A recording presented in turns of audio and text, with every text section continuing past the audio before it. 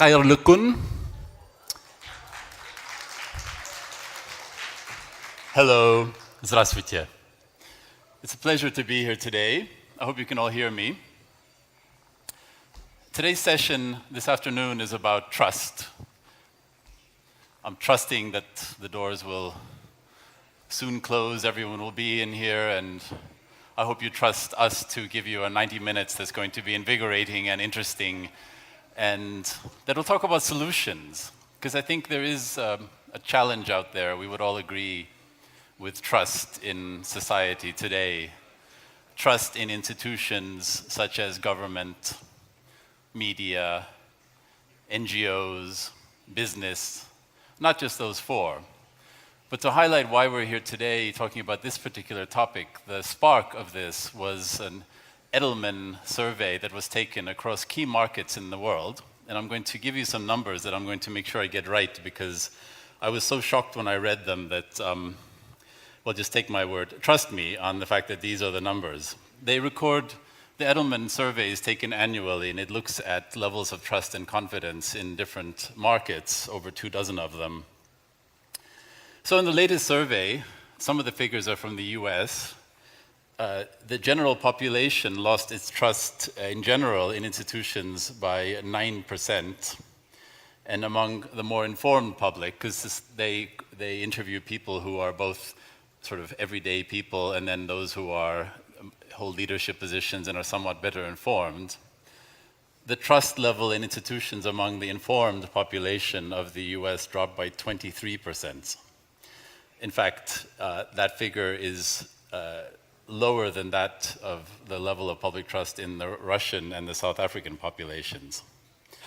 Loss of faith in government dropped 14% among the general public, 30% among the informed public, if you will. At the same time, the highest level of achieved by any country or market in this survey was achieved by China.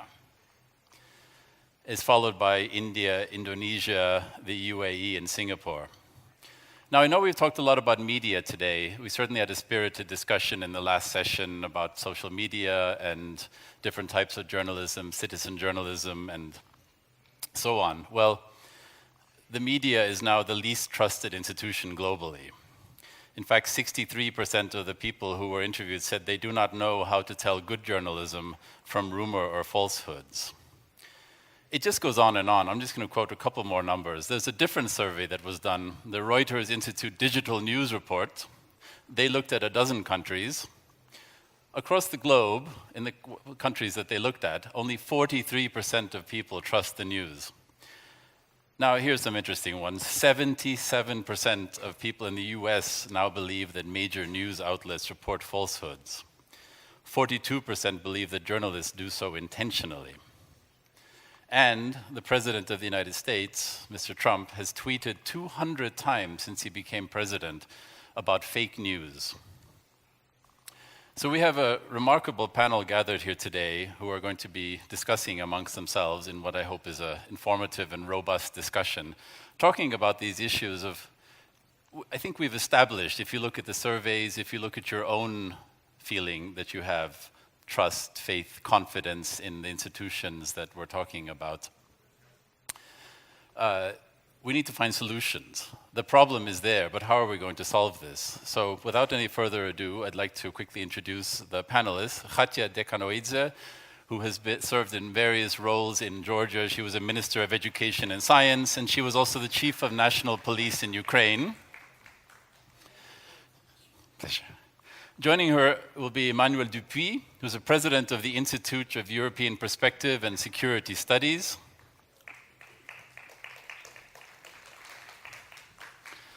Lord Michael Dobbs, who's a member of the House of Lords, has been a Chief of Staff for the United Kingdom Conservative Party, and as you may or may not know, also is the novelist who wrote the original House of Cards series, upon which a rather famous program is now based. Clark Plexico, President of International Strategies Incorporated, who's traveled here from far off in Southeast Asia to join us today. And Saulia Mektebayeva, who's the operational leader of the Enhancing Criminal Justice Project in Kazakhstan. And we're going to be very informal today. So I'm going to refer to everybody per our agreement by their first name, so we don't have to, everybody here has a distinguished title, but we're going to dispense with that for the time being by agreement. So I'm just going to open it up here and throw the first question to Michael, Lord Dobbs. So people don't trust anything anymore. Okay, about the farthest we can go is we get in a lift and hope that when we press 30, it'll go to the 30th floor. And when we cross the street and there's a red light, that the traffic will stop. But from the surveys, it appears to be that it just stops there. What are we going to do about it? Well, of course, red traffic signals are simply a political signal in many countries. And there is, I think we need to put this in context. You know, I was thinking, it's so much worse today, isn't it, than it's ever been before. But then I recall what was going on 100 years ago. 100 years ago, Europe, the world, was in total crisis. 50 years ago, it was the start of Watergate, it was the Vietnam War, there were riots in the streets in Europe, there were students being shot on campus, on American campuses. So I think the first thing to do is to put it in some sort of historical context. Yeah, look, it's bad. It's possibly worse than it was 5 years ago, but we seem to get through these, confront these problems on a regular basis, and we seem to have the ability to get through them. So I'm an optimist. These are challenges, but there are real solutions. What do we do? I mean, there's a lot of discussion about how the institutions can once again be trusted by the people. But for me, that is almost the wrong question. It's how should the people be once again trusted by the institutions? Because time and time and time again, all the way around Europe, all the way across the Western world and in many other parts of the world, we have a situation in which people, voters are saying, no, enough's enough, we want something different.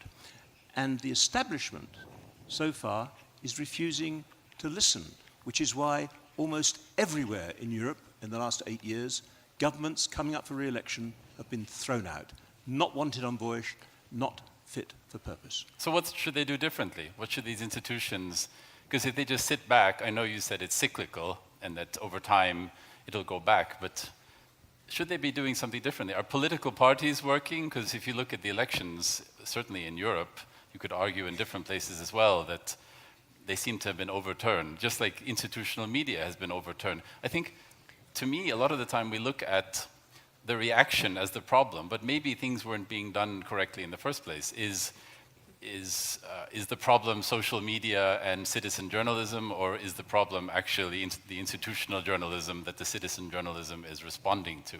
So similarly, we have these mass movements. Has there been a failure? And what's the lesson that needs to be learned?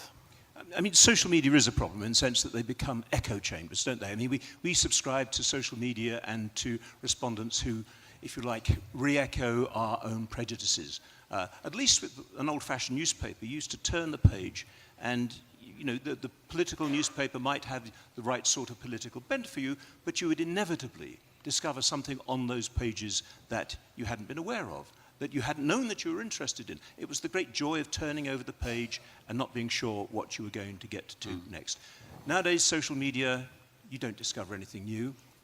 You only listen to the opinions that you find satisfactory. And there is this extraordinary, this ludicrous idea that young people should go to university and not have their views challenged, that they should be put into safe spaces, that they shouldn't have their minds and their opinions tested.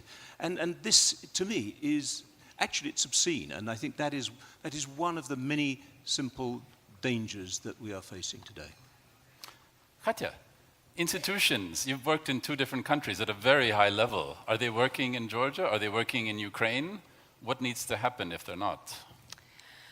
Well, first of all, I want to really be polite and thanks the wonderful forum, actually. And it's a great platform to express and share our experience, even knowledge, concerns, problems. And also I have to say how proud I am of our great panel, good-looking guys and girls. So Starting my history, telling you my history, I was born in Soviet Union.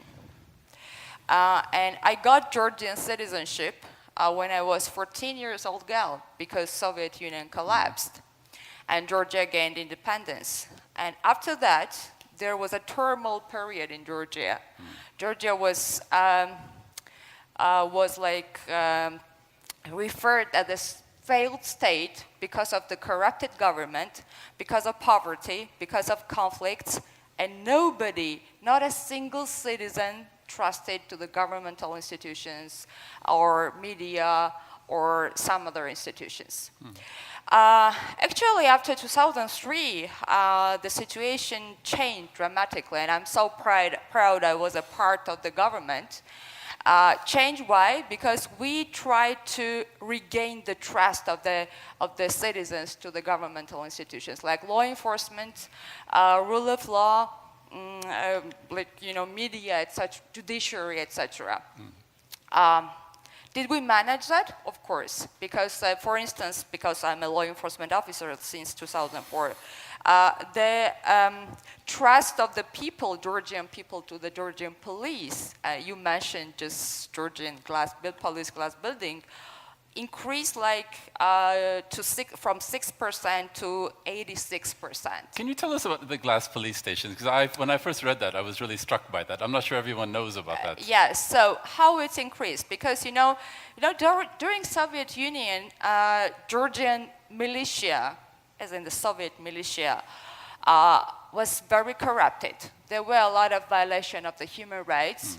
When I became the chief of the staff of the Ministry of Interior, I went to the meeting, and the head meeting to the Tbilisi state militia, head of the state militia, and the police. He was an old guy with a big belly, so and very old for the old systematic, having old systematic approach. And when we met, he was very big. And he was just referring the small safe on his table.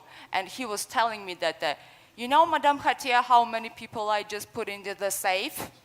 So, the violation of the human rights was just the ordinary method and the leverage for militia during Soviet time in Georgia to just interrogate people, etc.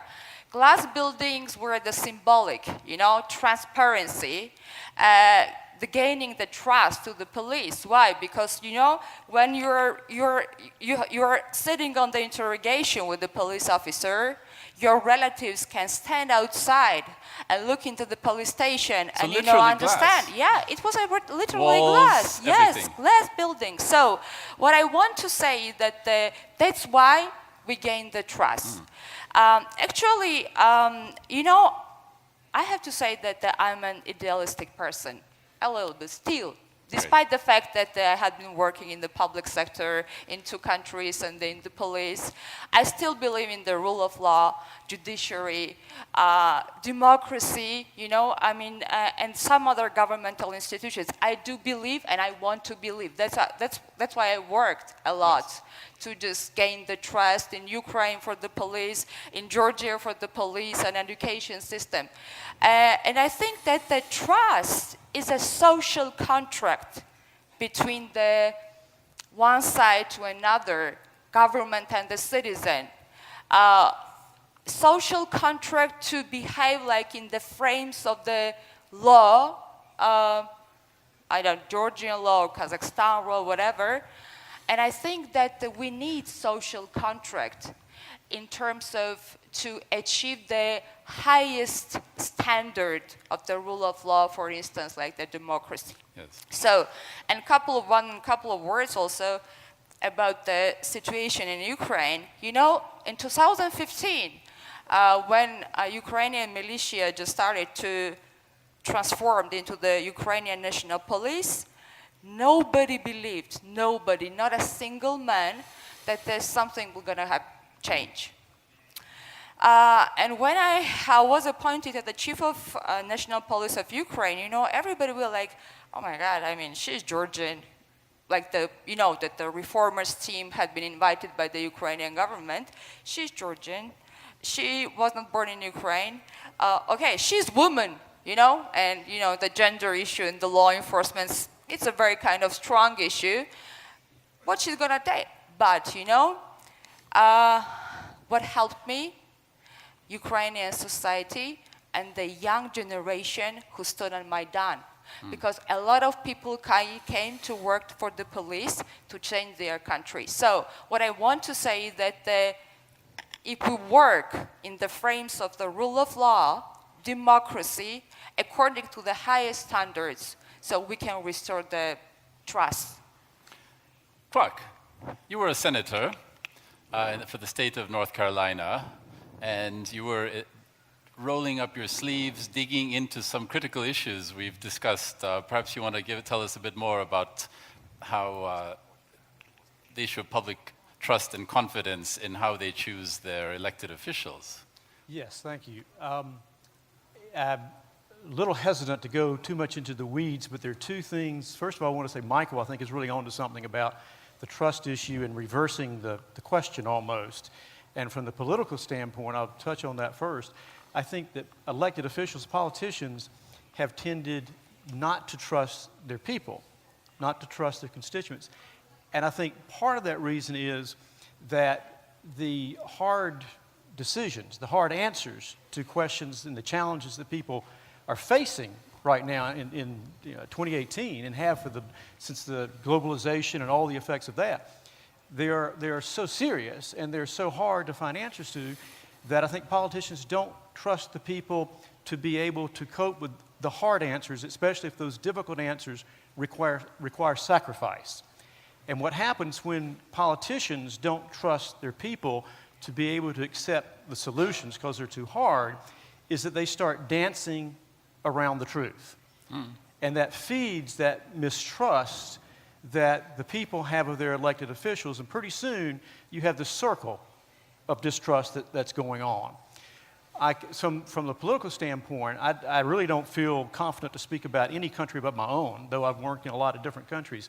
But there are certain things we can do in the United States, which I think would regain the trust, certainly from the political aspect, which is my world and the business world. And there are two things. One is campaign finance reform, which can be done, because if you have so much money going into campaigns that people can't even grasp it, they think, I can't run for that office because I can't raise $100,000 to be a city councilman. I can't raise $1 million to be a state legislator. I can't raise $20 million to be governor. So it loses the connection between the people who are supposedly representing you and the public itself. The other key issue that can be addressed and is being looked at several different Court of Appeals cases and Supreme Court cases is redistricting. Now, this may sound like a boring in-the-weeds issue, but it's essential. It's how you draw the legislative lines where people are elected from. And according to our Constitution, the state legislatures draw their own legislative lines, and they draw all the U.S. Congress legislative lines.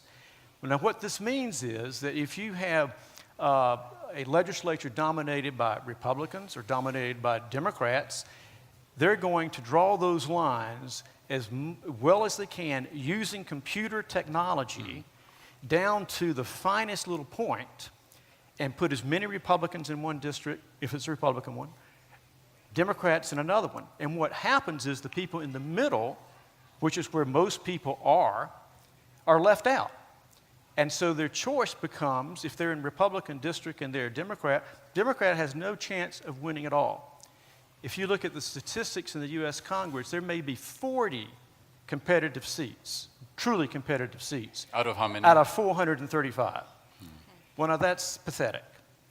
And so that's something that's readily done, but you know, the old saying, systems exist because they work for somebody.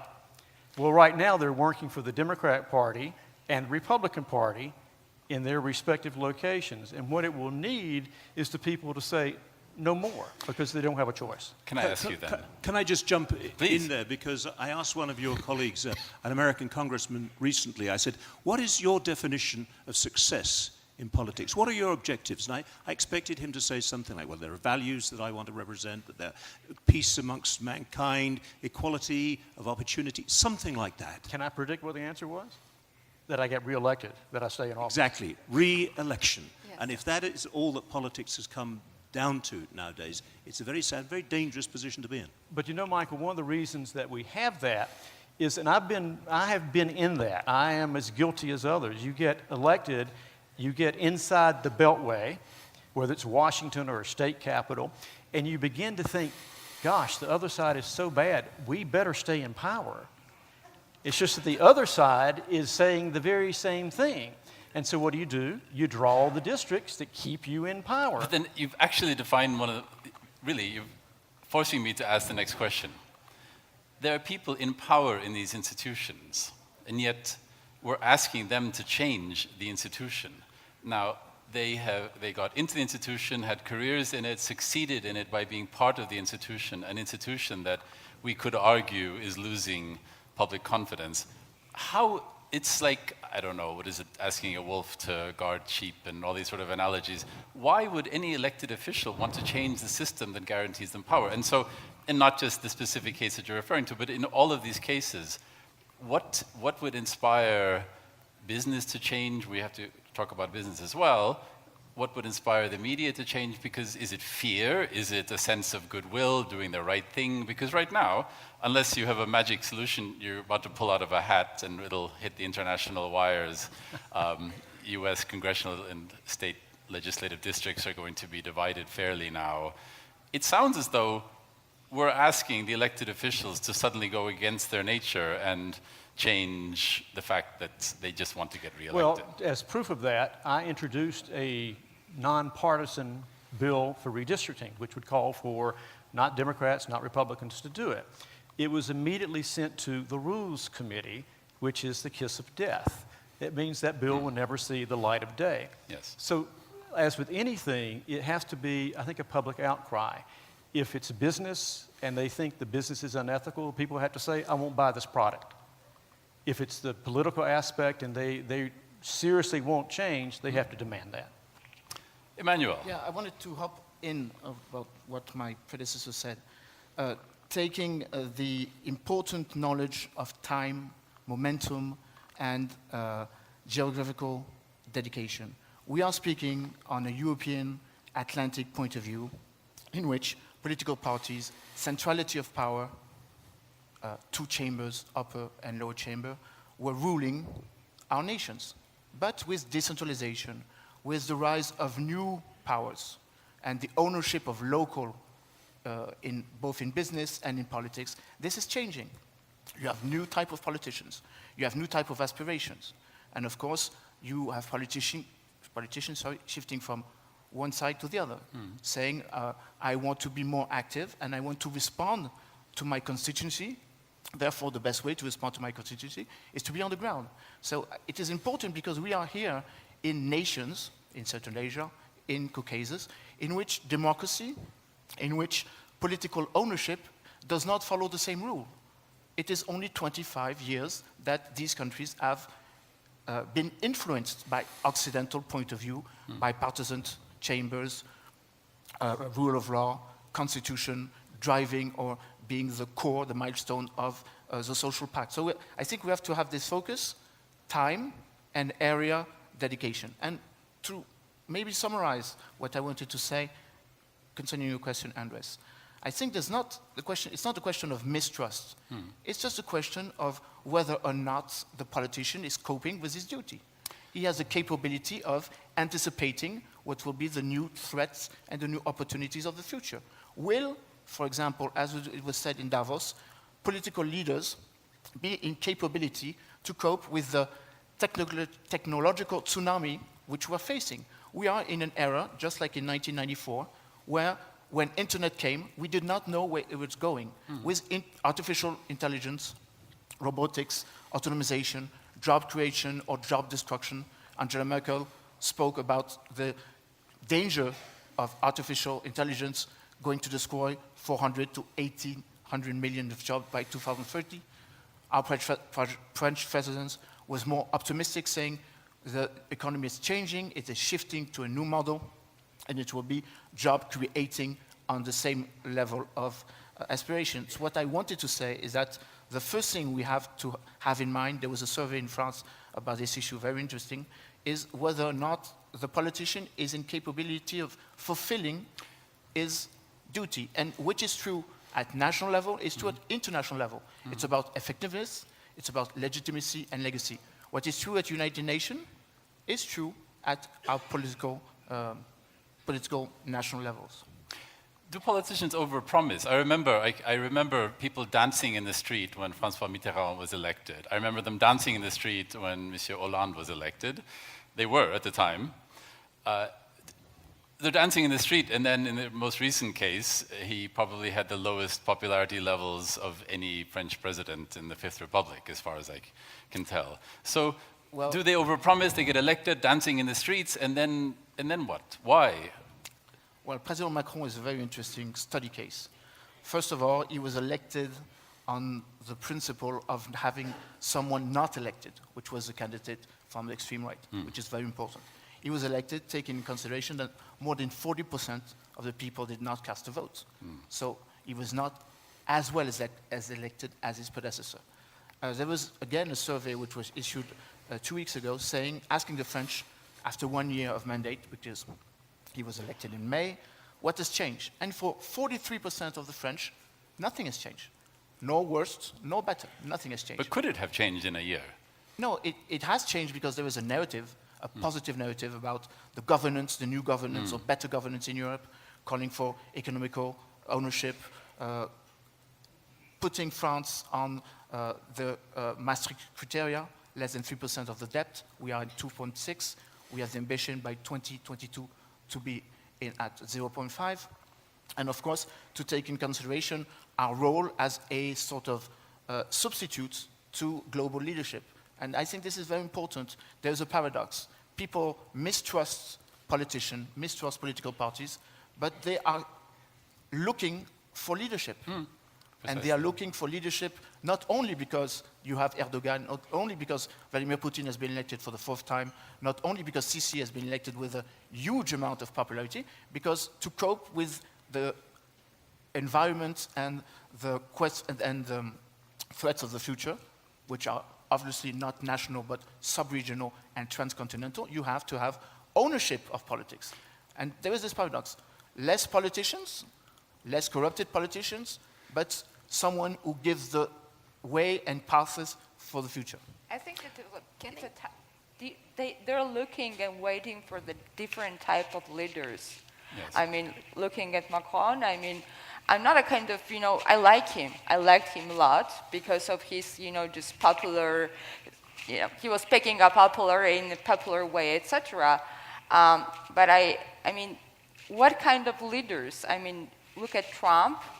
And the number one concern for me was that approaching and looking at the expressions about women, during elections in the United States, still a lot of women voted for Trump, a lot. It's like when your husband beats you and, you are not going to the police, just to report. So I think they're just looking for another kind of leader that young, maybe, I don't know, just handsome, or, like business type, I don't know, maybe. Saulia, so you have extensive experience in the non-profit world, and you work with prison-related issues and so on. Can you help us out? Is there something you've seen that's going to help, either in the NGO world or in another aspect of the different sectors that you work in? Is there hope? Yes, I think there is a hope. If I may, I will switch to Russian to let my colleagues.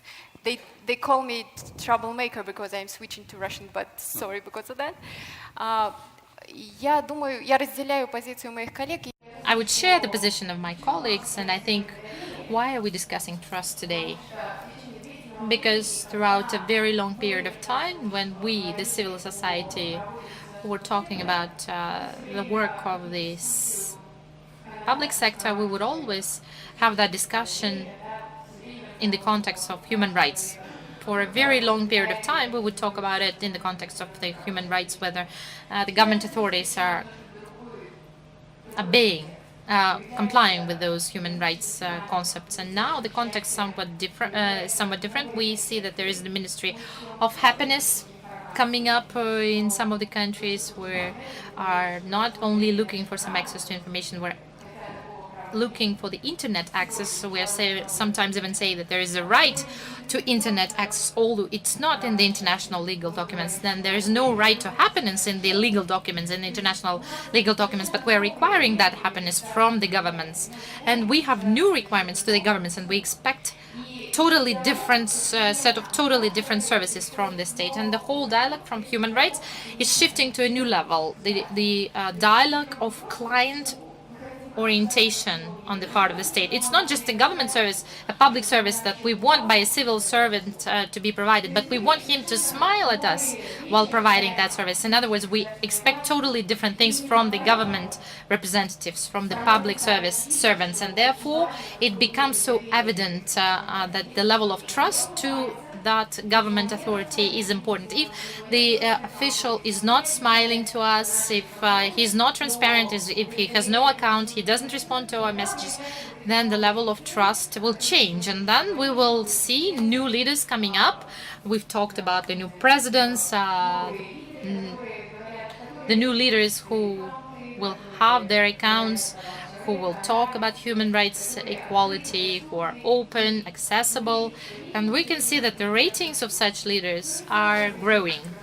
The same thing is happening in Kazakhstan. Those government authorities who have started very active dialogues through social media and conventional media, those who've opened up this active dialogue with the society, their level of, the level of trust to such public sector is certainly higher.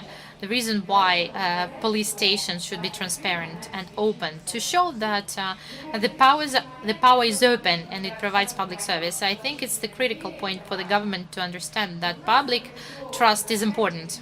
It happened in Kazakhstan in 2010. President Nazarbayev said that the trust of the society is the most important criteria of the law enforcement efficiency. That's very important for the at the political level for this criterion to be set. It was set here in 2010. When it happens, when at the political level they tell you, okay, government officials, it should be important to you to know what the society is thinking of you. And once it happens, the new morality develops, a client-oriented state. That happened here, and it resulted in many changes. For the first time, we've had new legal statistics, and it's correct. And we had a very big project implemented to reduce our prison population. 8 prisons were shut down here. So the prison population has gone down by 30%. This is not just amnesty. This is a step-by-step correct way of reducing the prison population. Why? Why did all those reforms occur? Because there was the political will in place and it was properly expressed. However, even if we have a look at the prison reform that took place, the level of trust to prison service has not grown. Although the prison service has gone through this reform, it never became more open. It is not responding to the needs of customers, of clients. A simple thing, unfortunately, a person whose relatives are imprisoned are not always informed about the destinies of their imprisoned family members. So should this be better articulated, like where the family member goes, what's going on with him, and so on and so forth, then the trust level would certainly be higher. The major drawback is that there is no channels of communication properly built. However, with good social media, I would say the public sector could easily build such channels for communications. If the public authority sees that it's misinterpreted by the media sector, pretty often the news is not properly presented. It's out of the context, and nothing prevents that official from the public service to establish their own channel on social media and explain to people why those reforms are being introduced, how they are being introduced, and what's going on. Because the reason why the trust level is dropping is when people don't understand why those reforms are there. Because the reforms need to be understood by the people, because the people are the customers, the clients, and therefore officials should speak in an understandable language and explain properly things to people. Something very important there about there being no right to happiness. Yeah.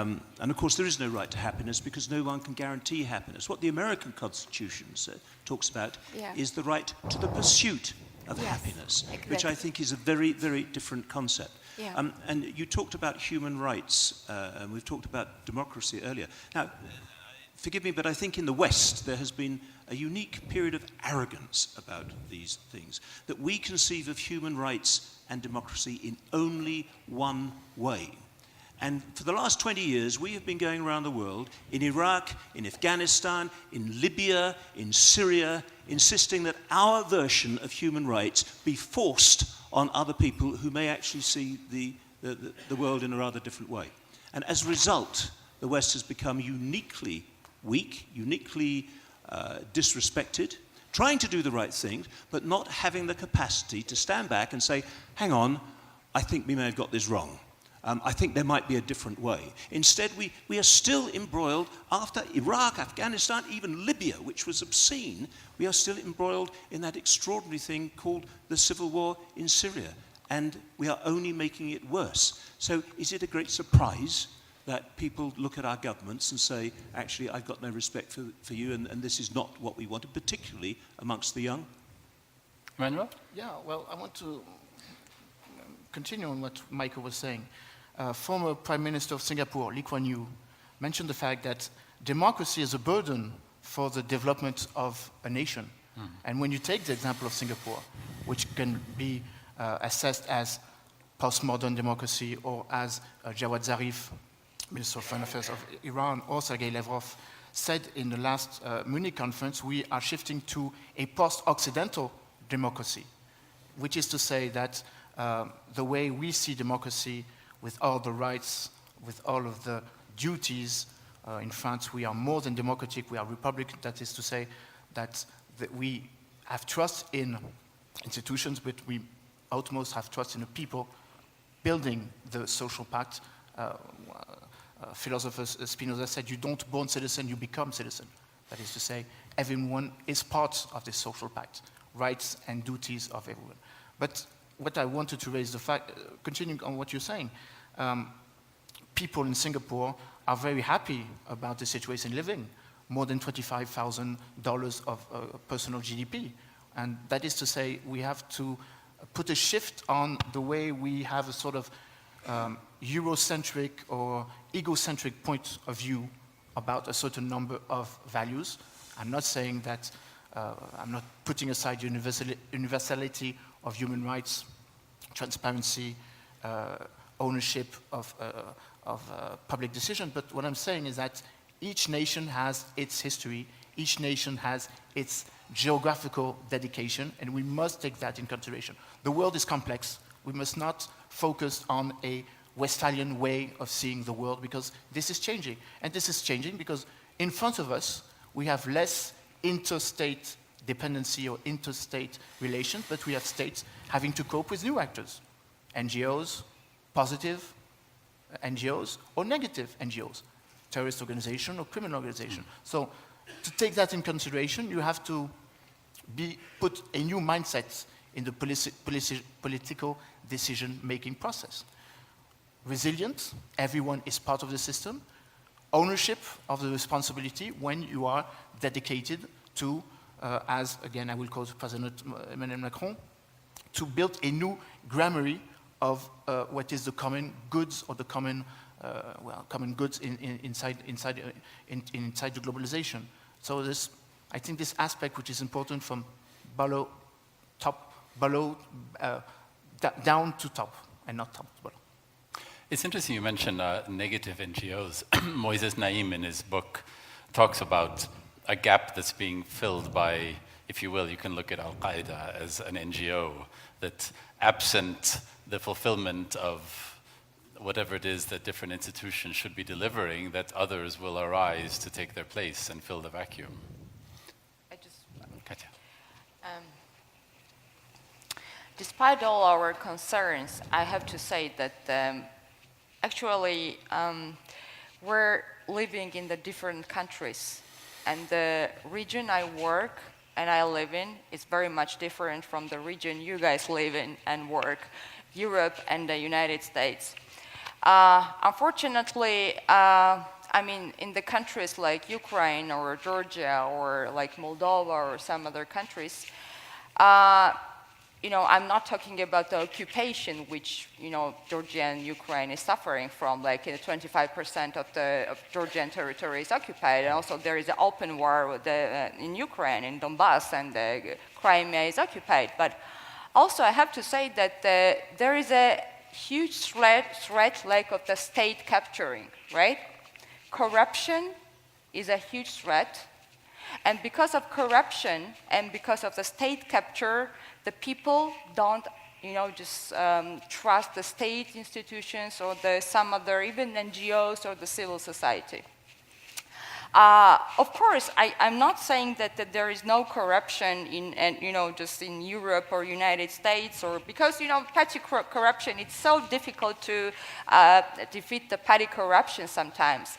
But I have to just underline, and I have to just, you know, just draw your attention that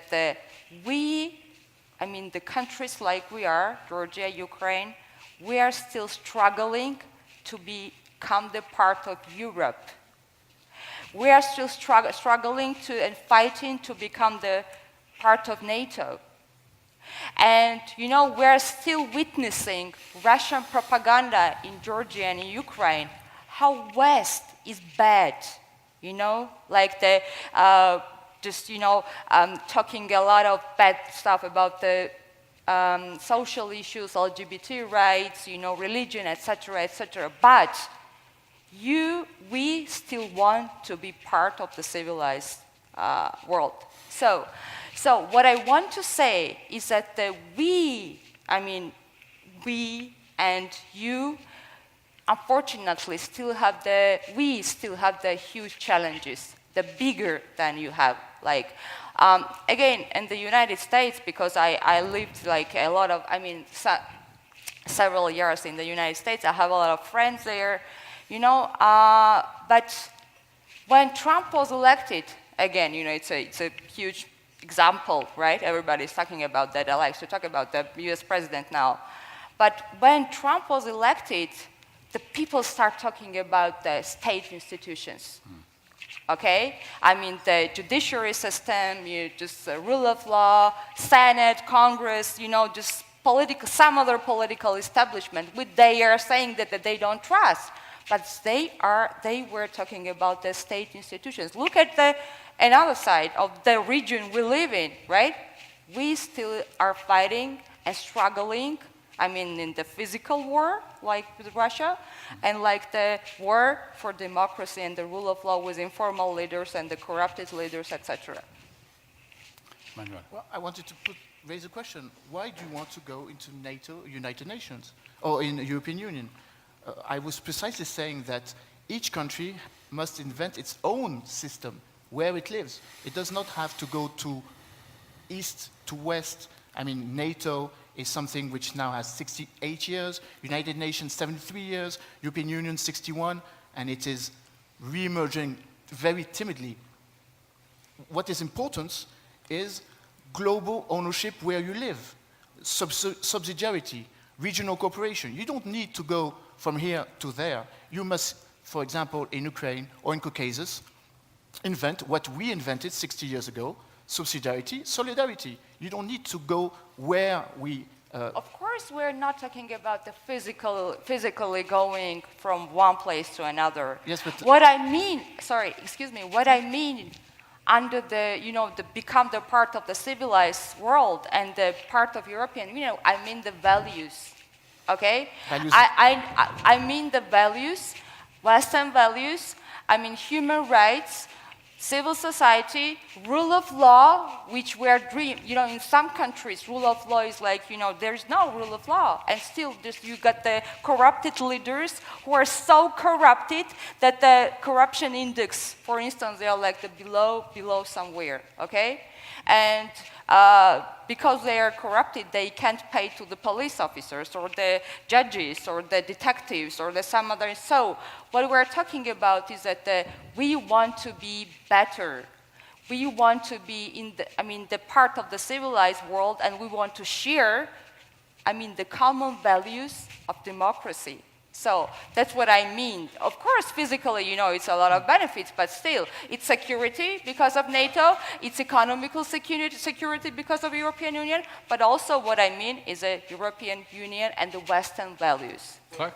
That connects two different things. Michael was talking about one aspect of democracy building, I guess, is one thing you were discussing, and the negative aspects of that. The positive things about that, because I've done that too. I've worked with an organization that did democracy building, so I've been guilty in that sense of going over and trying to, put some of our Western institutions and values.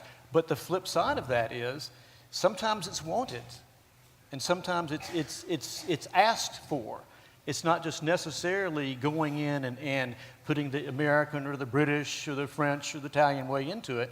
It's you have been asked to come and help them build that rule of law, build that justice system, build that parliamentary system where they actually respond to constituents. So I think there's a flip side to that. Can I ask a quick question then? I'll come to you in a moment about leadership. So a lot of what we're talking about is public faith, public confidence, public trust. And sometimes an institution doesn't necessarily require what the public wants. I think we can all think of examples where there may be a mass public opinion about an issue that for whatever reason there may be political leaders who have vision who may not want to necessarily, some would call it pandering, some would call it playing to the public. We all know the things that a politician can do or say that would be very popular and get them elected. Even though fulfilling that, it can include, no taxes and so on, knowing full well that there's a deficit. It can include all sorts of things to make the public happy, get into office, and so on. So we've talked about dialogue, we've talked about the public and the institutions communicating, but what happens when the public wants something, and I don't want to name issues, but you perhaps can, that may or may not be a good idea in the view of those who are perhaps have been in statecraft for decades and they have a longer term vision. There are people who have experience and vision and so on and may see something that the public doesn't necessarily want. Where's the room for leadership in what we're talking about? It seems to me there's an absolute role for leadership, and this is one of the things that we are lacking. Again, let me talk from a Western European aspect right now, but where's the leadership gone? We used to be filled with leaders who are actually capable of standing up and saying, look, this is what I believe in. If you believe in this, follow me and vote for me. You didn't have to set up a focus group to run around saying, what does everybody want, and I will give it to them. Because that isn't leadership, that's actually not politics. That's almost like doing a cheap short-term deal, because we all know that the general public changes its mind. It has different ideas, different needs from time to time. What leadership does, and used to do, was stay connected with public opinion, and it's the connection which has gone in so many areas now, but would lead them to a new and perhaps exciting, sometimes very difficult territory, because politics isn't easy. It's not just a matter of going around promising, making cheap offers to people. Politics is actually about dealing with the really difficult, the really contentious, sometimes not even dealing between wrong and right, but two different types of wrong. That is what the nature of politics is. And I think that it is condescending in the extreme to believe that the general public can't understand that sometimes there are difficult decisions that have to be made and sacrifices that have to be made, even by themselves. And that is where leadership has been missing in Europe for the last 20, 30 years. It's because politicians have developed this little cocoon which they talk to themselves and they try to outbid themselves in a bidding war. And that is not what long-term politics and security and leadership is really about. So People if- don't like unpopular. Yeah, absolutely, I agree. People don't like unpopular decisions made by the leadership. Can I just name one example from my country? You know, doing reforms is kind of very sensitive and it's not easy, right? Gaining trust. I don't know if you're aware, but you know, just when we had been doing the police reform, we fired 16,000 traffic police officers in one day. Just fired because they were corrupted and they were like, you know, very, you know, bribed several times, etc. So despite the fact that Georgia was a role model in the region, you know, when we're discussing the corruption cases, anti-corruption cases, we just use Singapore. Some people use Singapore case, as you just said, about the after Lee Kuan Yew and during Lee Kuan Yew and Georgia's case. But despite the fact that we've done a lot of changes and that Georgia became the role leader, in 2012, during the elections, the government had been changed. Why? Because the reforms are so sensitive.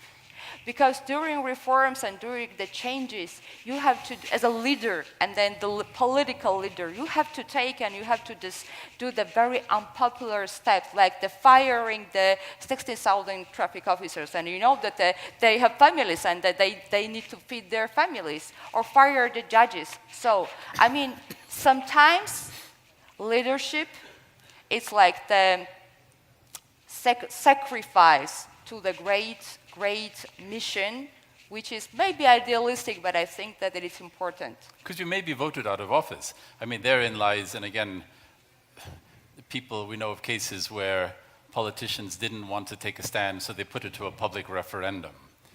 And the public decided, and that may or may not have been in the best interest of the country, but people just went to the ballot box and voted. But leadership, Edmund Burke said this in the 1600s, you know, that a leader owes his people his or her conscience. And that's what leadership is. And it's not just Western Europe. I mean, America is, shall I say, leading the way in the lack of leadership. And this is something you do have to get away, as Michael said, from the focus groups. And you have to understand that it isn't essential that you're in office. What's essential is that the public trusts the people who are in office.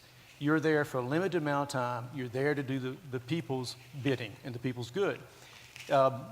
Joseph Pugh, the Pew Foundation, made a very simple statement, which I think would do everyone who's ever run for office good. And he simply said, tell the truth and trust the people.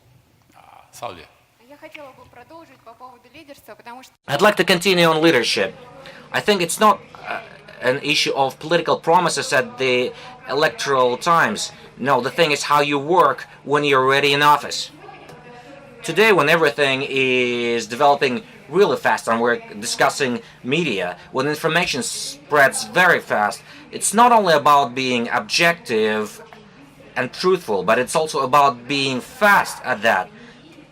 Because when the society doesn't see that the responsible government agency responds quickly and explains things, then level of trust to that government institution drops. It's not just about political parties, but more about the executive branch of power. Because when you have a government, when you have the executive branch of power, people must trust it. We should see for that some official in that ministry is not just sitting at a desktop. He knows what's happening in the country and is doing his job. So for us as a society, it's very important that that response, no matter what it is, that, hey, we're working on it, it's under control, and this is the information that we have. These types of things feedback should be prompt to the society. And when the communication of the government institution and the society happens fast, then there's level of trust. And if there is level of trust, then naturally there are chances to stay a minister of that specific ministry or that agency. Now, I'd like to continue the thought that Michael started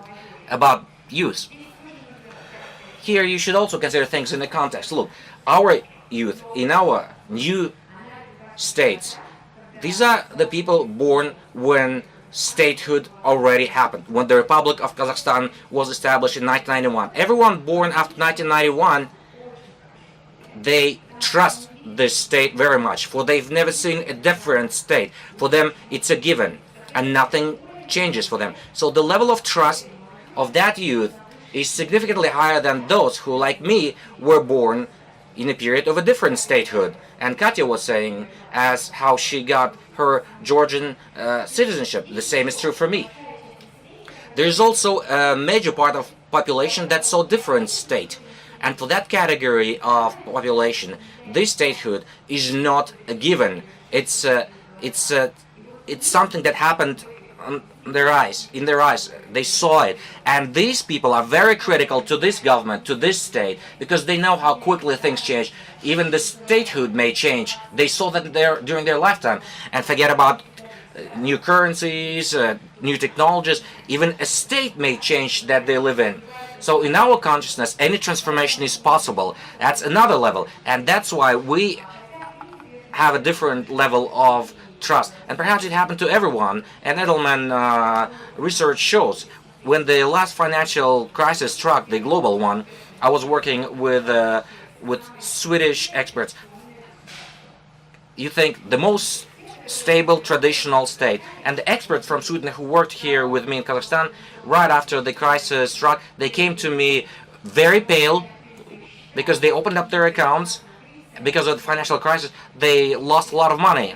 I was looking at their faces and I recognized the faces of my parents when a similar thing happened here in the Soviet Union, when the devaluation of the Soviet currency took place.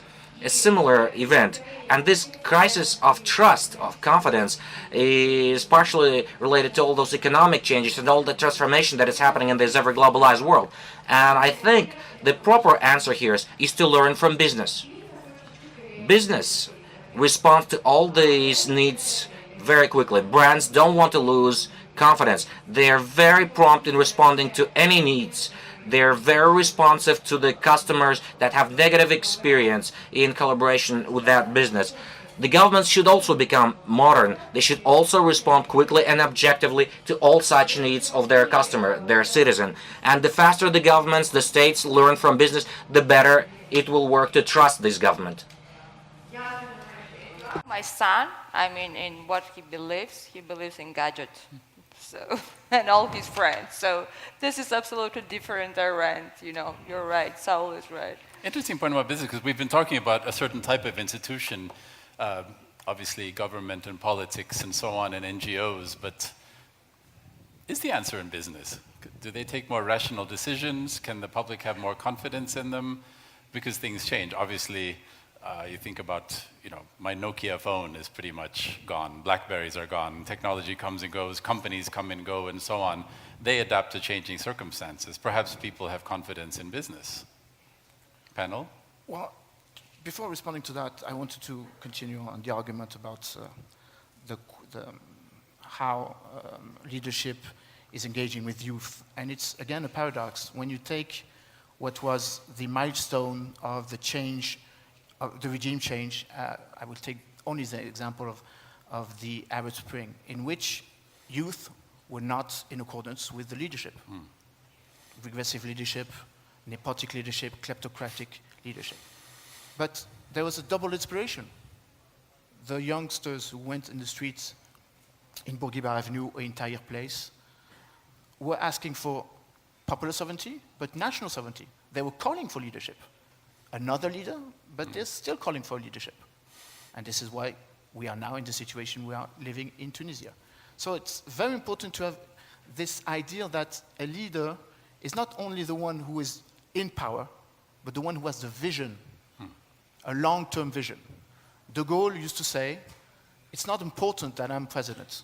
What is important is that I'm focusing and trying to put in action a vision for 25 and 50 years. That's real leadership. Real leadership, and I will elaborate very rapidly on that, is 2 points. Bringing a perspective, and therefore bringing a society. Kubichev in the 1960s in Brazil, General de Gaulle, know more recently who we can find, but let's take these two examples, saying my society has to fulfill and to pursue a goal. And the new leadership is about partnership, because when it deals with environment, when it deals with tackling terrorism, or when it deals with tackling with actors who do not know borders, you have to interface and you have to liaise with your partners. So a leader is the one who understands the necessity to work together. This is why I will just pinpoint one last time.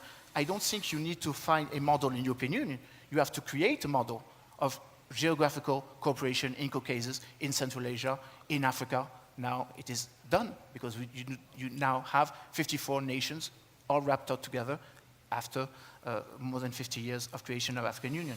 So that's an important issue. And the second issue about business, I think this is important because you have a double legitimacy. Big firms, more or less 100,000 global firms are global and work worldwide, own almost 80% of the world wealth. But of course, you do have now the merge of more smaller firms who are trying to understand the fact that local is not having people being close together, but sharing together. And this is important because will sort of influence a lot the way the business is going to impact. There will be more little enterprises, in French we say petites et moyennes entreprises, or entreprises de taille intermédiaire, who are going now in the international market. For example, if you take the Iranian case, the first economic partner is Germany, second is Italy, third is Netherlands.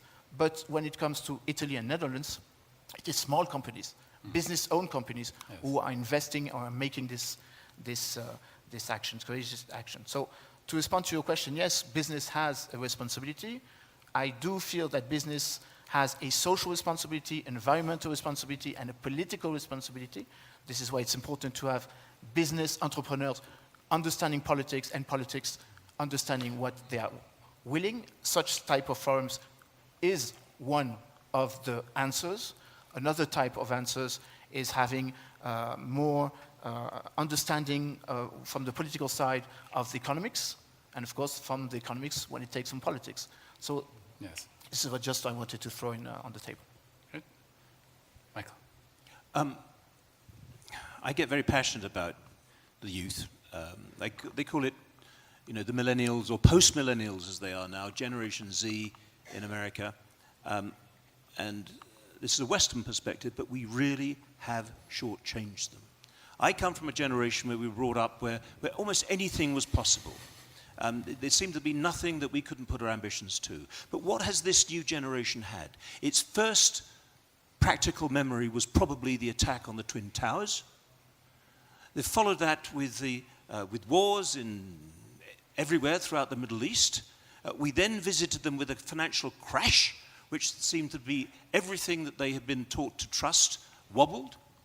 And we now have a situation in which youth unemployment throughout Western Europe, except actually in places like Britain and Germany, is tremendously high. They can't afford their homes. They have very little prospects. They have lost their dreams. And the research shows that they have become far more pessimistic and much less idealistic in many senses than there used to be the case. Now, when I was a kid, I lived in West Berlin for a while. And I used to cross over the Iron Curtain between those two great divides. And nothing was more important in my life than when I watched young people tearing that wall down. It wasn't blown apart by military means, although military might certainly played an important part in the Cold War. But it was torn down by the bare hands of millions of young kids who actually wanted the values that we shared. And it seems to me to be something that we've denied the modern generation, even our own kids, that ability to be able to dream. And Western democracy, parliamentary democracy, will not become healthy again, as I believe it will do, but it won't become healthy again until we give that younger generation back the ability to dream. Let me respond to that. I have 3 children who fit that very category that you're talking about. their first image and the physical crisis, all of that. And it ties in with the business aspect too. The businesses, I think, this survey that this panel is based on show that the most respected entity is business. And I think the two main reasons, and that is because they're seen to be working on improving the economy, which from an individual standpoint, if the economy is better, they're happier and they're more acceptable about things. And business people are seen, rightfully or wrongly, as being able to get things done. What I am seeing in my children and their friends is, unfortunately from my perspective, walking away from what I call public service, the political realm, but they're going into business, which is fine, because business leaders can become politicians back and forth, because I don't think anyone is there for a lifetime situation. But they're going to business because they see that as an alternative. They see that as a way that they can build their own. I don't mean going into AT&T or going into a life 40 years of working for a huge multinational corporation. I'm talking about their own business, starting their own business by themselves or with their friends, and using the technology that they have and the skill sets that they have in an entirely different way. So they're taking I hate to disagree with you, and I'm agreeing and disagreeing, that I think they are optimistic. They're just going in a different direction than perhaps some of us did. But they've chosen the way that they think can fulfill them, where they can use the skills that obviously I couldn't even get this thing to work without your help, that I don't have, but they do. That's a perfect note, actually. In fact, on that perhaps counterpoint, and yet I think you're both saying the same thing. I'd like to move to the next section, invite questions and so on. I just want to say the reason you are both saying something that's speaking to the same issue, which is that of youth and the different paths that they may be taking now that may not have been a path that was taken in the past. But it's a sign of the evolution of society, obviously, that history doesn't necessarily repeat itself exactly. It's kind of a carbon copy, but it's a bit fuzzy and things are a bit different every time. I wanted to actually open it up to the audience and start with Gauhar Nursheh, who's a local Kazakh expert on NGO issues, but also getting a doctorate in international relations. And I wanted to invite you to make a comment and perhaps ask a question as well. Thank you so much. So basically, I'm representing today Global Shapers organization, which is World Economic Forum initiative for basically millennials who are constantly engaging into global issues, local issues through World Economic Forum platforms, regional conferences. And what is interesting, I would like to just mention some figures. We conduct annual surveys, Global Shapers survey in nearly 180 countries. And last year, 30,000 young people. I will just have, there is a very long report, but very interesting figures for this event. I think that 51% of these 30,000 young people think that there is power abuse by governments. 45% consider that they don't trust media, basically.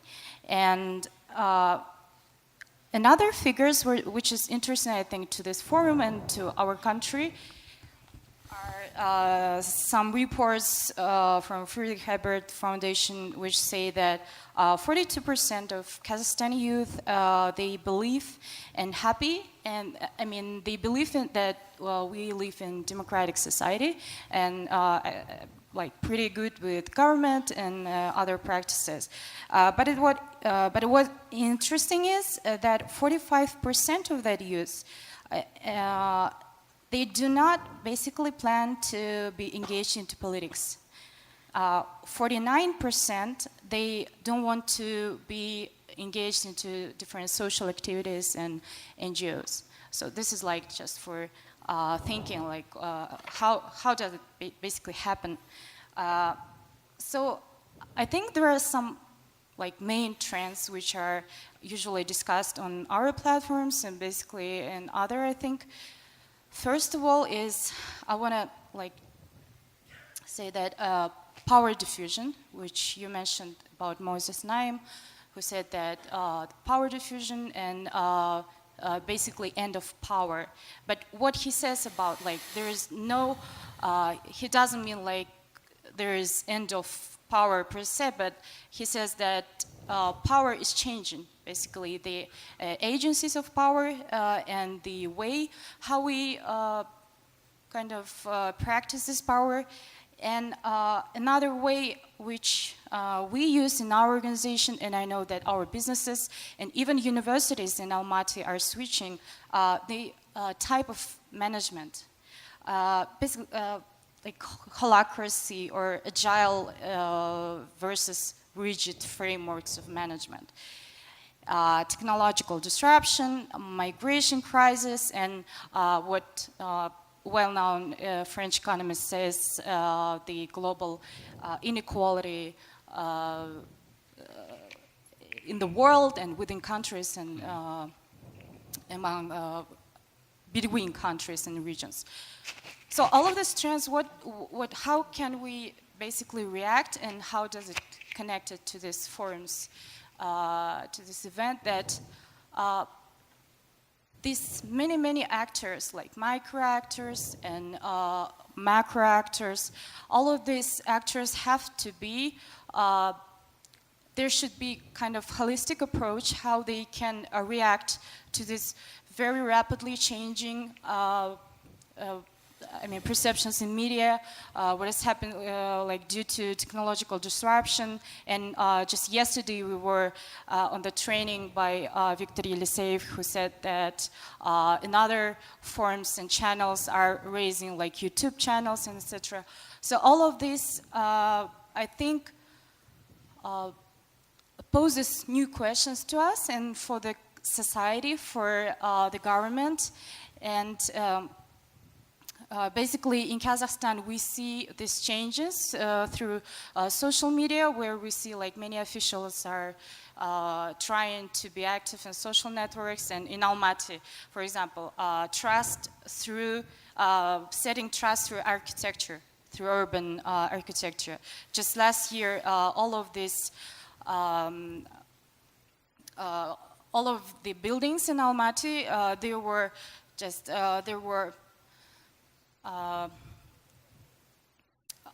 so they were very closed, and what basically you were mentioning about this glass buildings, I think that many of these trends are might be solved only through using technological disruption and through different means of like accountability practices, which can be referred not only to government but NGOs. So thank you for that. Like it's actually very enlightening to have a state. local Thank example like that, and some really compelling figures. I'd like to invite questions, and we have about 15 minutes or so to take them. So I see our first question.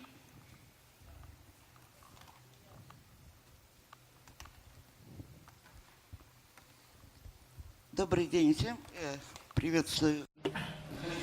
Good day. I would like to welcome the participants of the Media Forum, and I would like to take part in this discussion that we are having now.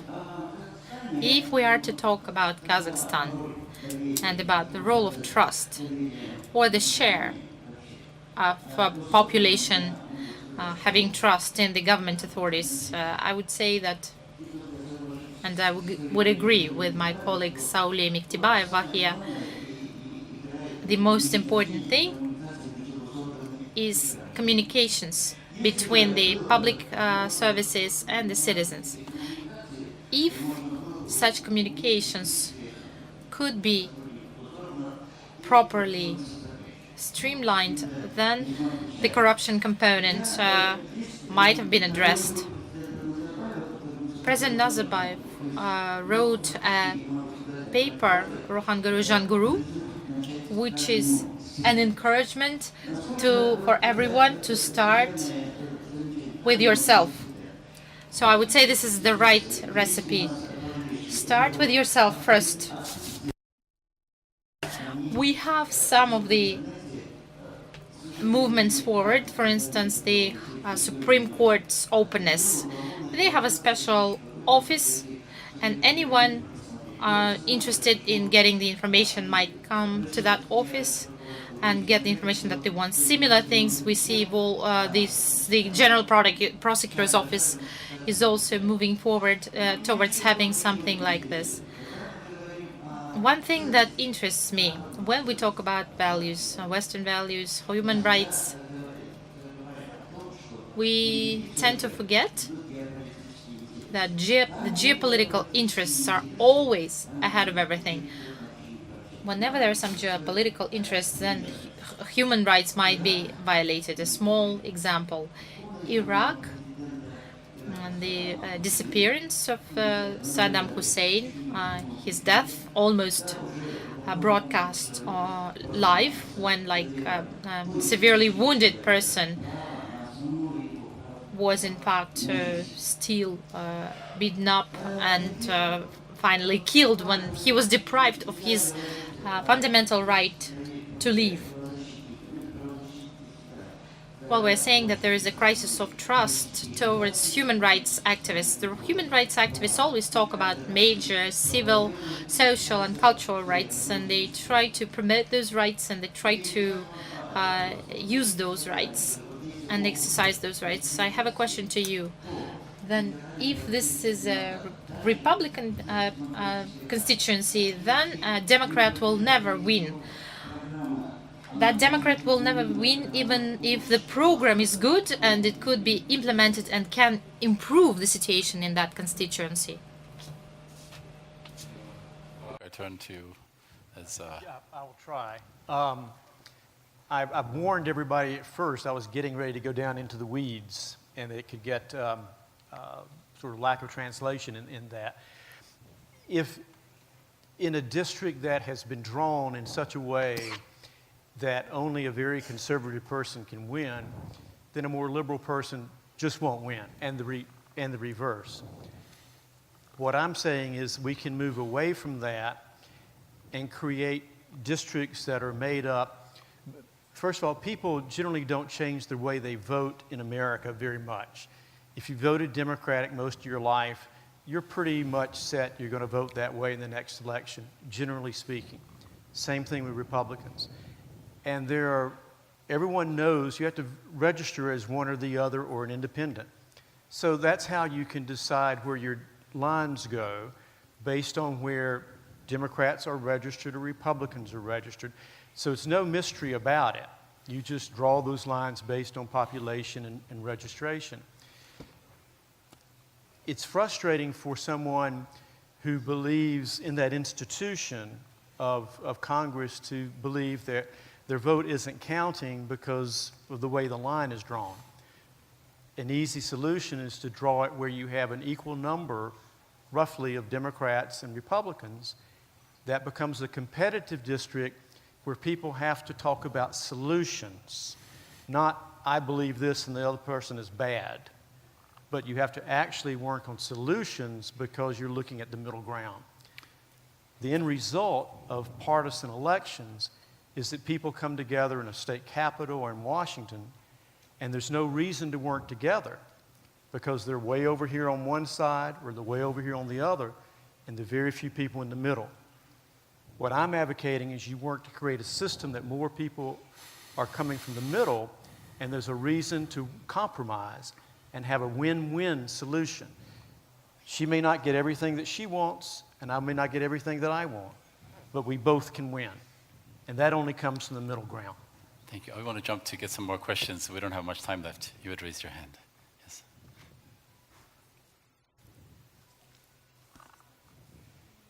Thank you. It's on? Thank you. I wanted to bring in an example and a question for the panel about something from this region, actually, that I haven't heard mentioned in the panel yet. I missed the beginning.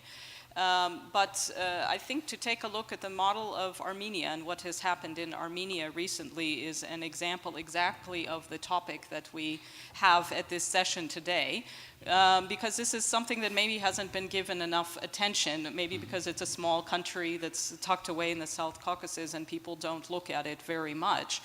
But actually, did you have happen there? You had a journalist, yeah, who became an elected member of opposition, member of parliament, who within a matter of weeks, a month ago, in a non-violent way, was able to overturn the whole power structure, basically.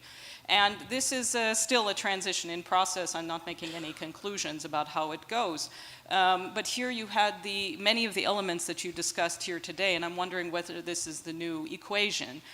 You had the youth involved, you had the tech sector involved, you had a person on the streets of the country, the roads of the countryside, meeting with the people, being the conscience of the people, having the back of the people. You had women who in a very patriarchal society were still at home banging the pots in support of this change. So my question to the panel is whether you see this as a new, whether this is first of all a stroke of genius on Mr. Pashinyan's possibilities to bring this all together, or whether it's a stroke of luck that all the things fell into place just by chance at a certain way and time, and whether this might not present a new model for public confidence in the modern world, because exactly I think what has been done there is not something that we have seen in any of the other revolutions in the region. And I would like the panel members' views on that, because it hasn't been mentioned yet.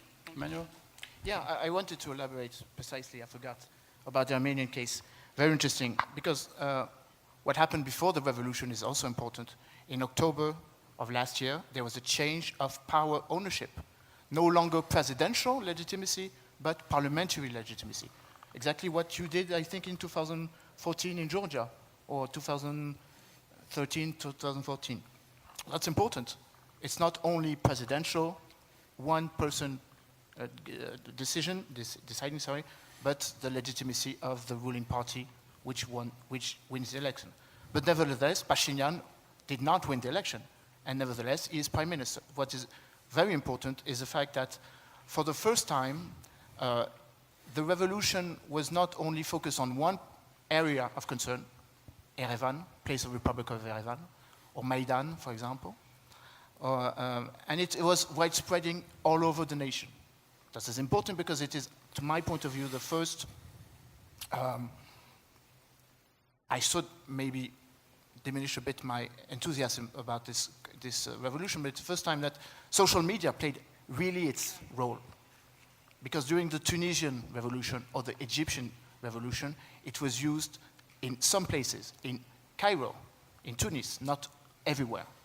Here, everyone knew what was happening, indirect, and therefore the government and Russia cannot do anything against this call for democracy. That is an important issue, and I'm saying this because this, I think, should influence other neighboring countries in South Caucasus, other neighboring countries around the Black Sea.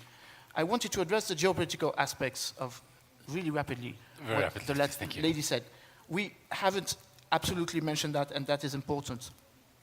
2,500 years ago, Thucydide mentioned the fact that there is a sort of curse. A ruling nation is overcome by a merging nation. Sparta dominated Athens. I think we are living this moment in which by the year 2030, 2032, China will overcome United States. That does not mean that we are going to go into a Manichaeism of inside geopolitics, which we knew during the Cold War, but that will forge a certain number of partnership. And the question raised is whether or not we have to choose one side or the other.